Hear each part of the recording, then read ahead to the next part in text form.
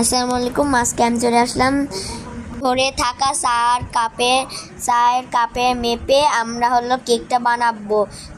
আপনাদের বাড়ির যে চায়ের কাপ থাকে সেই চায়ের কাপে মেপে আজকে আমরা এই কেকটা বানাবো। তাহলে চলো এরকম কেকটা বানিয়ে ফেলি। চলো ভিডিওটা শুরু করা যাক। প্রথমে আমরা একটা বাটিতে 3টা ডিম ফেটে নেব। এই যে আমরা 3টা ডিম ফেটে নিচ্ছি।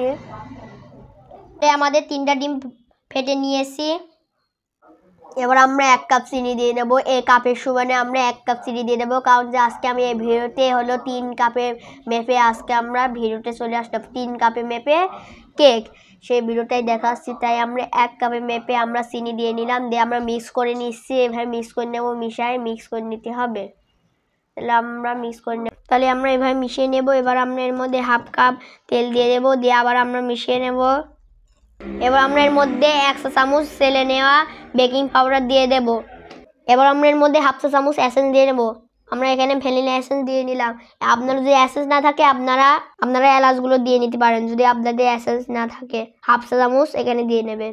এবার আমরা এর মধ্যে 1 কাপ আটা দিয়ে দেব। এখানে চালের উপর দিয়ে দেব। আমরা এই যে আটাটা এর উপরে ঢেলে দিয়েছি। এবার আমরা সেলে নেব। আমাদের সেলে নিয়েছি। এবার বাকি অংশটা ফেলে দেব, দিয়ে আমরা আবার এক পাশ থেকে আমরা মিক্স করতে থাকবো।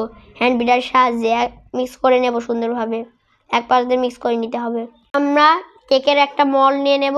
আমরা পাউন্ড কেকের মোল্ড নিয়ে নিয়েছি।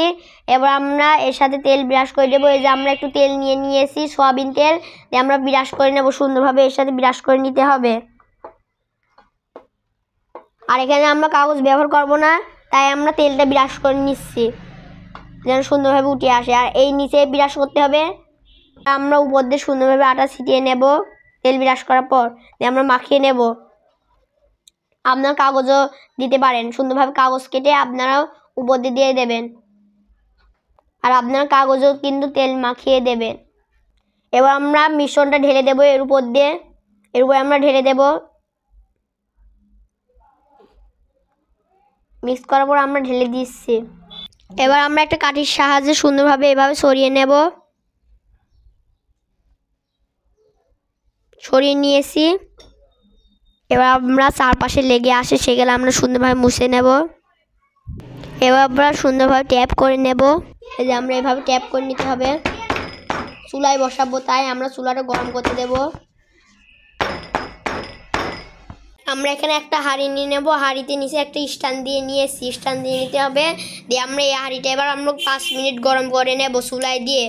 আমরা 5 মিনিট গরম করে নেওয়ার পর এর মধ্যে কেকের মোল্ডটা ঢুকিয়ে নেব। এবার আমরা চুলায় বসিয়ে দেব হাঁড়িটাকে, দিয়ে আমরা 45 মিনিট বেক করতে দেব। তাহলে আমি 45 মিনিট পর ফিরে আসছি।